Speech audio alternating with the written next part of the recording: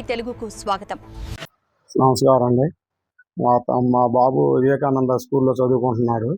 నేను 10,000 ఫీజు కట్టాను అంతకుముందు. ఇప్పుడేమో ఫీజు క్లోజ్ చేసుకొని సర్టిఫికేట్ తీసుకుందామని చెప్పి వచ్చాము. వచ్చిన తర్వాత మాకు 53,000 కట్టమన్నారు మొత్తం డబ్బులు. నేను 25,000 కడతానని చెప్పాను. 30,000 కడతానని చెప్పాను. తర్వాత మాకు గవర్నమెంట్ ఒక జియో ఇచ్చింది. 53,000 ఫీజు తీసుకోవాలి మీరు. మాకు ఒక లెటర్ ఇచ్చింది. కావాలంటే చూసుకోండి అన్నారు. సరే సార్, ఆ లెటర్ మీకు ఇచ్చిన లెటర్, గవర్నమెంట్ ఇచ్చిన లెటర్ నాకు ఇవ్వండి, ఒక జిరాక్స్ కాపీ, నేను చూసుకుంటాను. అది గవర్నమెంట్ కట్టాల్సిన రూల్స్ మీకు ఇస్తే దాని ప్రకారం నేను మీకు డబ్బులు మీకు కట్టేస్తాము. ముందు నేను 9th క్లాస్లో బాబుని జాయిన్ చేసినప్పుడు వాళ్ళు 9th క్లాస్ ఫీజు మీద ఒక 10,000 చిల్లర దానికన్నా ఎక్కువ ఉండదన్నారు. దాని ప్రకారంగా నేను 9th క్లాస్లో 25,000 కట్టాను. 10th క్లాస్కి వచ్చేపాటికి ఇంకో 10,000 చిల్లర ఉంటుందని చెప్పారు. నేను ఆ ఉద్యోగం మీద ఇంకో 2-3,000 ఎక్స్ట్రా ఉండొచ్చులే అనుకుని చెప్పేసి నేను భావించుకొని నేను ఇంకా జాయిన్ చేశాను. జాయిన్ చేసిన తర్వాత ఇప్పుడు 10th క్లాస్ వచ్చేపాటికి 50,000 ఫీజు అని చెప్పారు.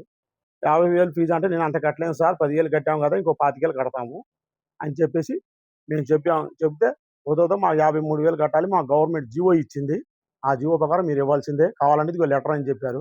సరే సార్, ఆ లెటర్ ఇవ్వండి, నాకు ఒక జిరాక్స్ కాపీ ఇవ్వండి. ఆ లెటర్లో గవర్నమెంట్ కట్టాల్సింది కరెక్టే అని చెప్తే నేను అప్పసొప్ప తీసుకొచ్చి నా అమౌంట్ నేను తీసుకొచ్చి మీకు అమౌంట్ ఇచ్చేసి నేను సర్టిఫికేట్ తీసుకొని వెళ్ళిపోతాను సార్ అన్నాను. నేనేమో నాది నీ దిక్కున్న కాడ చెప్పు, ఎవడు చెప్పుకున్నా చెప్పుకోపోయి చేతనాయం చేసుకోపో అని చెప్పేసి రెడ్డి సారు, పేరైతే అతని గారు కరెక్ట్గా తెలియదు, రెడ్డి సార్ అంట అతని గారు.